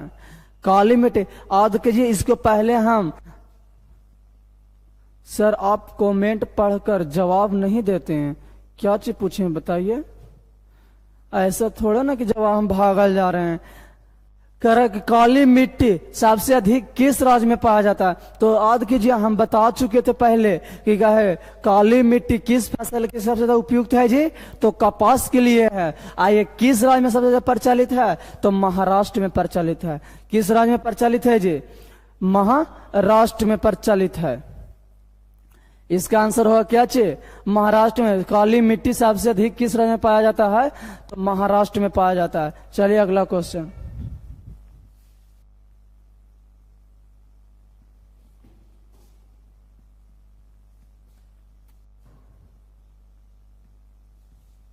अगला क्वेश्चन है, बांगर मिट्टी किसे कहते हैं? तो हम बता चुके थे कि खादर और बांगर, जिस समय हम जलोढ़ मिट्टी का चर्चा कर रहे थे उस समय हम बताए थे।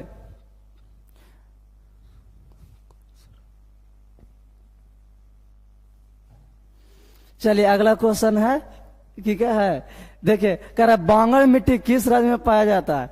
तो देखिए बात हम बता चुके थे, जिस समय हम जलोढ़ मिट्टी का चर्चा कर रहे थे उस समय हम बोले थे कि जलोढ़ मिट्टी को कितना भाग में बांटा गया है जी, तो 2 भाग में बांटा गया है, एगो नवीन जलोढ़ और एगो पुरानी जलोढ़। तो इस बताए थे, जो नदियों के दहा कर लाई गई मिट्टी को ही क्या कहते हैं, नवीन जलोढ़। आज जलोढ़ का अर्थ होता है जलों के द्वारा बहा कर लाई गई मृदा। सर जी ये होगा। तो आप बताइए, आप बताए थे खादर किसको, जलोढ़ है, पुरानी जलोढ़ के बोला जाता है कौन सी, खादर और बांगर। खादर और बांगर बोला जाता है। तो इसका आंसर होगा क्या जी, ए पुरानी जलोढ़। बताओ अब ऐसा कन्फर्म हो समझ में आ गलो कि जी पुरानी जलोढ़ के कहा जाखिन कौची, बांगर। त नया जलोढ़ के कहा जाथिन कौची, खादर। नया जलोढ़ के मतलब कुछ कहा जी, खादर। जब पुरानी के मतलब बांगर आए तक, इसका नवीन के मतलब कुछ, ऐसे भी नवीन मैंने कुछ होगा कि नया। नवीन के मतलब क्या होता है, नया। तो नया मट्टी के कुछ कहा जाती खादर।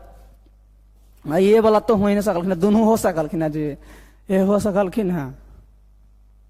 एक के आदमी दू दूधा शादी, एक के आदमी दू शादी एक के धक्का कर सकला है जी।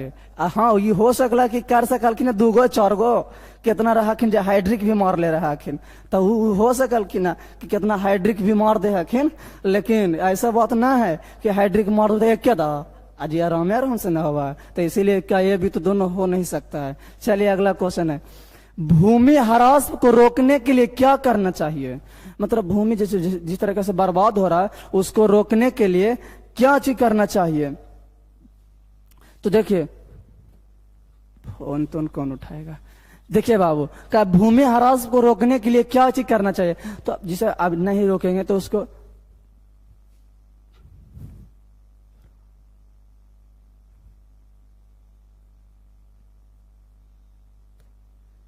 पुरानी जलोढ़ है, कुछ लिखता है जी। चलिए अगला क्वेश्चन देखेगा, कह रहा भूमि ह्रास को रोकने के लिए हम क्या चाहिए, मतलब ऐसा क्या चाहिए हम उपाय करें कि ताकि भूमि की बर्बादी ना हो, उस पर अच्छा ढंग से खेती हो सके। तो देखो तब पहला में कुछ उपजाऊ भूमि पर कल कारखाना ना खड़ा करेंगे। अब जिस तरह से बताओ, अब हम जे घर में रह रहा लिया और ओकरे अगर हम तोड़ देंगे तो रहेंगे कहाँ? नॉर्मली बात सोचने की चीज है। अगर जिस घर में हम रह रहे हैं उस घर को हम तोड़ देंगे तो कहाँ रहेंगे? नहीं रहे। तो इसके लिए तो वो बोल रहा है अगर जो उपजाऊ, जहां पर मिट्टी उपजाऊ होता है वहां पर हम कल कारखाना कर देंगे तो क्या है, आखिर हम क्या है उपजाएंगे कहाँ से? तो इसीलिए ये वाला भी कुछ ही है, सही है, क्योंकि क्या है उपजाऊ भूमि पर कल कारखाना खड़ा ना कीजिए। दूसरा है बाबू जलमग्न भूमि का उद्धार करना, जिसमें देखो जलमग्न का मतलब कुछ होता है कि जिसमें जलों से मतलब हमेशा उसमें जल रहता है भरा हुआ, तो जिसको समुद्रों के खाली करती की जो बोल रहा लुआ बड़ी जी, वो ऐसा बात नहीं है। कितना है क्या चीज है कि क्या है, भूमि है लेकिन वो जल अलग हो तो जलाशय के रूप में अलग हो गया। लेकिन सत्येंद्र कुमार, टोनू कुमार, इतना कमेंट मत लिखो, लिखने दीजिए, जितना लिखना है उतना पूछना उतना पूछो। अगला कह जलमग्न भूमि, तो उसमें क्या होता है ना कि ज्यादातर जल भी नहीं रहेगा। अब बर्बादी जल जो मतलब रहता है जैसे कूड़ा करकट वाला जल रहता है, और उस क्षेत्र में क्या होता है फैला रहता है, जिसके कारण ना तो वहां पर हम रह भी सकते हैं, घर उठा घर बनाने के लिए भी तो वहां पर बनाएंगे तो मिट्टी भर के तो बना सकते हैं, लेकिन वहां पर कोई फसल हो सकते हैं। अब जैसे कल कारखाना द्वारा जितना मतलब अपशिष्ट पदार्थ रहता है और गिर गया और क्षेत्र जो मतलब जैसे कि 10 एकड़ जमीन है और वहां पर फैल गया पानी में, तो क्या उसमें क्या है उतना बता सकते हैं? नहीं। पूछ रहे हैं पॉलिटिकल साइंस का क्वेश्चन कब लेकर आइएगा सर जी? बहुत जल्द लेकर आएंगे, पहले इज्जत शुरू किए हैं उसको तो कम से कम पूरा करें। जलमग्न के मतलब क्या होता है? अभी तो जस्ट बता रहे हैं, जलमग्न के मतलब उस क्षेत्र में मतलब जल का मतलब खराब जलों से क्या भराव रहता है, तो उस तरह से हम जल को क्या करेंगे, ऐसा एक नदी खोद के कर देंगे कि जो नदियों के द्वारा या नहरों के द्वारा अलग जाके गिर जाए और भूमि क्या चीज हो जाए, उपजाऊ की तरह हम काम करेंगे। तो इकारा कुछ उदार करना, जलमग्न भूमि को उदार करना, यानी वहां पर कुछ पानी जो है वो पानी को हम बहाव जो अलग मोड़ में मोड़ देंगे, और ताकि वहां पर जो पानी जो रहता था पहला गंदला पानी जो भी अपशिष्ट पदार्थ रहता था वो क्या चीज हो जाए, हट जाए, और वहां पर हम उपजाऊ भूमि कर सकते हैं। तो ये भी कहना क्या चाहिए इनको, सही है। अगला कहता है पहाड़ी भूमि में सीढ़ी नुमा खेती करना। जिसमें देखो तो पहाड़ी क्षेत्र में सीढ़ी नुमा खेती इसलिए की जाती है कि जो ऊपर जब जैसे बारिश जब होता है ना, तो बारिश होता है तो देखते हैं कि पहाड़ के द्वारा जब मतलब जो पहाड़ के द्वारा माटी तरह से आता है तो उस तरह से नीचे आता है, जब सीढ़ी रहेगा यहाँ पर तो यहाँ से दह कर यहाँ पर रुकेगा, तो जब पानी कुछ देर की तो वहां पर रुकेगा, तो कुछ मिट्टी यहाँ ठहर गया। अब इसको नीचे भी सीढ़ी है, तो अगर जरी मन बच भी गया वो नीचे आया तो कुछ देर तो पानी के रोकेगा, तो यहाँ भी हो जाएगा। तो चलिए इसका आए तो ये भी कहना क्या चीज है, सही है। आप बोल रहा है इनमें से सभी, तो इन ई वाला भी सही, ई वाला भी सही, ई वाला भी सही, तो ये आंसर हो जाएगा कौन, डी। चलिए नेक्स्ट क्वेश्चन में,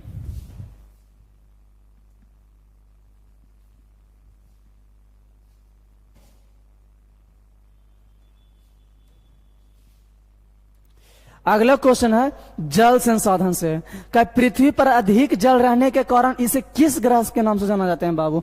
तो देखिए पृथ्वी पर, तुम भी पूछो, अच्छा आंसर है मुझे कुछ, पृथ्वी पर अधिक जल रहने के कारण इसे किस ग्रह के नाम से जाना जाता है?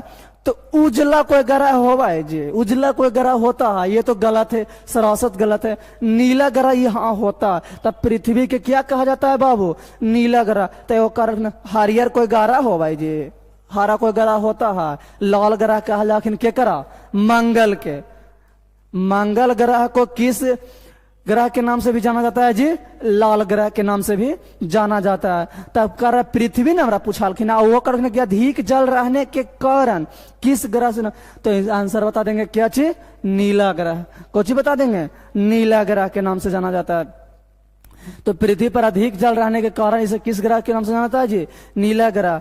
क्या कहा जाता है बाबू कि जब मतलब पृथ्वी पर है जो अधिक मात्रा में क्या चाहिए? जल ही जल है, जिसके कारण अधिक जल रहने के कारण इसको देखने पर क्या चाहिए? नीला नजर आता है। तो इसलिए पृथ्वी को किस ग्रह के नाम से जाना जाता है जी? नीला ग्रह के नाम से जाना जाता है। चलिए नेक्स्ट क्वेश्चन में, टाइम भी बहुत हो रहा है।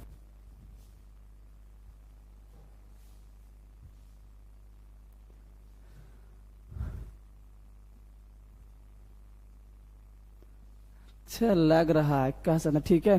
क्या बिहार का शोक किस नदी को कहा गया? ये बहुत ही इंपॉर्टेंट क्वेश्चन है छोटू। मतलब एक साल अगर जो नागा हो गया तो अलग बात है, तो लेकिन नागा जल्दी ये होने वाला नहीं रहता। तो याद रखना कि क्या बिहार का शोक किस नदी को कहा गया जी? तो कोसी नदी को कहा जाता है। किस नदी को? कोसी नदी को। बिहार का शोक किस नदी को कहा गया है? तो कोसी नदी को कहा गया है। चलिए नेक्स्ट क्वेश्चन में चलते हैं।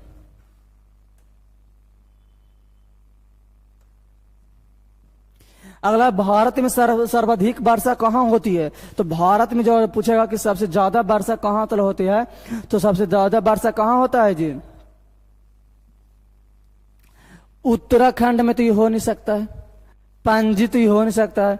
पणजी थोड़ा सा गलत लिखा हो, ऐसे लिखाएगा पणजी। चेरापूंजी, पश्चिम बंगाल भी खत्म कहाँ होगा जी? चेरापूंजी। आज चेरापूंजी क्या चीज है? एक जगह का नाम है। याद रखना, चेरापूंजी क्या चीज है? एक जगह का नाम है। ये पड़ता है किस स्टेट में? तो मेघालय में पड़ता है, मेघालय। ऐसे भी देख सकता है, कभी कभी पूछा कि सबसे ज्यादा बारिश कहाँ होता है बताइए तो जड़ जानता था, तो ऐसे भी देखता है मानसीराम मेघालय, मानसी राम मेघालय दे देगा। तो ये मानसीराम मेघालय स्टेट हुआ। इसके तहत क्या चीज है? जिला। ये भी मतलब जगह के नाम है। ये भी वहां पर जगह होगा शायद, मानसीराम। तो पूछा कि भारत में सबसे अधिक वर्षा कहाँ होता है जी? तो चेरापूंजी में। चलिए अगला क्वेश्चन। अगला है, प्राणियों के शरीर में, प्राणियों के शरीर में कितना प्रतिशत, प्राणियों के शरीर में कितना प्रतिशत जल पाया जाता है? चलिए बताइए, प्राणियों के शरीर में कितना प्रतिशत जल पाया जाता है? आंसर में बता सकते हैं कोई भी? प्राणियों के शरीर में कितना प्रतिशत जल पाया जाता है? आंसर में कितना जी? सी, दिवेश कुमार, बहुत अच्छा, सही है। आंसर में 65% होगा। आंसर में क्या होगा? 65%। अगला क्वेश्चन क्या चीज है? अगला क्वेश्चन है, बिहार में अति जल दोहन से किस तत्व का संकेंद्रण बढ़ा है छोटू? तो ये आंसर में होगा क्यों चीज? आर्सेनिक। जो कल मेरा एग्जाम था उसमें यह क्वेश्चन आया था। बिहार में अति जल दोहन से किस तत्व का संकेंद्रण बढ़ा है? तो आर्सेनिक इससे बढ़ा छोटू। ये कल का एग्जाम में मेरा आया हुआ क्वेश्चन है, DLD का, इसी क्वेश्चन में आया था। चलिए अगला क्वेश्चन।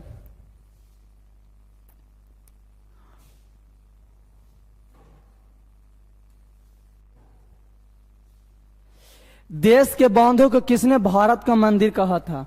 देश के बांधों को किसने भारत का मंदिर कहा था? चलिए तो किसने कहा था जी? आंसर बताइए। डॉक्टर राजेंद्र प्रसाद ने, टुन्नू कुमार सिंह। गलत है आपका आंसर। देश के बांधों को किसने भारत का मंदिर कहा था? तो डॉक्टर राजेंद्र प्रसाद ने कहा था। गलत है आपका। इसका आंसर होगा कोची जी? पंडित जवाहरलाल नेहरू ने थे, जो देश के मतलब जितना भी देश के बांध था उसको क्या चीज बोले थे, भारत का मंदिर बोलाए थे। चलिए नेक्स्ट क्वेश्चन, और आज का ये लास्ट क्वेश्चन रहेगा। नेक्स्ट क्वेश्चन है जो आज का लास्ट क्वेश्चन होगा। चलिए अगला ये क्वेश्चन है,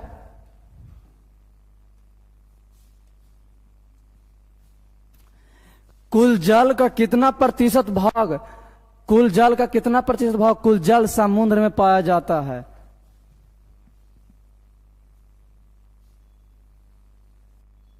वो भी सही है, 65 से आप 80 भी बोल सकते हैं, वो भी आपका कहना ही सही है। कहीं कहीं पर लिखा भी रहता है 65 से 80,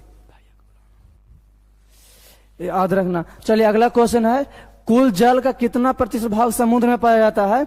तो कुल जल इन पृथ्वी पर आप अभी बताए थे, क्या क्वेश्चन क्या हम अति करके बताए हैं कि अपने आप में टोटल क्या परसेंट रहता है? 100%। तो इसमें कहता है जल में कितना पाया जाएगा, तो जल में बता सकते हैं कोई लाइव वाला? सी आंसर क्या होगा जी? 96.5% है जो समुद्र में ही जल पाया जाता है। अब पीने लायक मात्र तो 2.5% तो है ही है पानी, तक कहो जोड़ो तो आ जाए 100, तब बचता है कुछ बर्फ के रूप में भी जमा हुआ है। तो इसीलिए सबसे ज्यादा कुल जल कहाँ पाया जाता है जी? समुद्र में 96.5% पाया जाता है। और आज का क्वेश्चन यहीं तक लास्ट होता है, फिर मिलेंगे। उस दिन जो टाइम दिए थे कि हम आएंगे कि क्या है, बोले थे कि मॉर्निंग में रहेंगे 5 बजे से, तो नहीं आ पाए थे। इसका कारण ये था कि क्या है कहीं और चल गए थे एग्जाम देने के लिए, जिसके कारण नहीं आ पाए थे। और क्या है, अगला क्वेश्चन भी लेके बहुत जल्द आएंगे।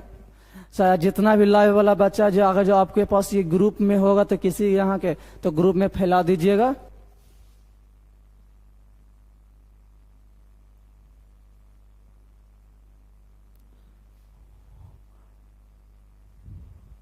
ये अकिल बोल रहे हैं, नीतीश कुमार जी कितना प्रतिशत जल का उपयोग मानव करते हैं? ये ऐसा कुछ तो सवाल नहीं कोई कभी पूछा गया है, छोटू पूछा जाता तो शायद बता चुके होते। ये क्या नहीं पढ़ चुके हैं, बताया गया है शायद रहता है, कहूँ पूछा जाता तो आपको जवाब मिल जाता कि कितना परसेंट क्या जल का उपयोग। ऐसे तो याद रखना, मात्र हम लोग का पीने के पास मात्र पानी जो है हम लोग को जो पीते हैं मात्र कितना है? 2.5% ही यूज करने लायक पानी है। और टोटल तो इसमें ये तो पानी क्या चीज है? खारा ही है। सब लाइक कर देना, मिस्टेक हो गया।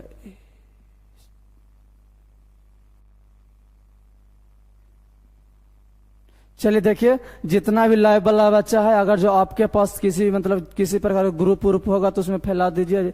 और चलिए बहुत अच्छा, फिर मिलेंगे आप लोग के सामने उस दिन जो कि बता ही चुके हैं कि किस तरह से हुआ था जी। तो आप आज के तलक यहीं तलक फिर रहेगा, फिर मिलेंगे क्या है बहुत जल्द मिलेगा। जितना भी आप लोगों का क्वेश्चन रहेगा शायद क्या मेरा वीडियो बन के क्या है ट्रिविया गुरुकुल पर चढ़ा हुआ रहेगा, आप इसको देख सकते हैं। कि जब भी अगर आपको पढ़ने की इच्छा किया तो जब इसको नाती पर जाएंगे चैनल पर जाके आप देख सकते हैं। नीतीश कुमार आपका गलत है। क्या चीज बोल, कृषि क्षेत्र में जल कितना? अरे इस तरह से क्वेश्चन नहीं पूछा जाता है। कृषि क्षेत्र में जल का कितना % उपयोग हो रहा है जो पूछा जाता तो शायद बता दिया जाता। आपको कहने का थी नहीं था। जिस तरह से आप लोग को यहाँ पर कोई कंपटीशन लेवल का एग्जाम पढ़ाई नहीं हो रहा कि एक का क्वेश्चन एकदम पूरा बेसिक ढंग से क्या पूछता है। ये आप लोग को सिर्फ क्या है 9वां 10वां बोर्ड के जिस तरह से क्वेश्चन पूछेगा उस तरह से ना बताया जाएगा। अगर क्या कंपटीशन लेवल का पढ़ना का रहेगा तो उसको भी बैच लेके आएंगे। आपका एक का क्वेश्चन कितना आपको पूछना, जितना पूछे उसमें पूछना। ये इसमें क्या सिर्फ हम कंपटीशन लेवल थोड़े ना पढ़ा रहे हैं कि एक का पॉइंट को बताएं आपको कि इतना पाया जाता है इतना नहीं पाया जाता है। चलिए तो क्या है यहीं तक एंड करते हैं। आप जितना भी आप लोग हो तो सपोर्ट करो और लाइक कर देना, बस फैला देना ग्रुप में।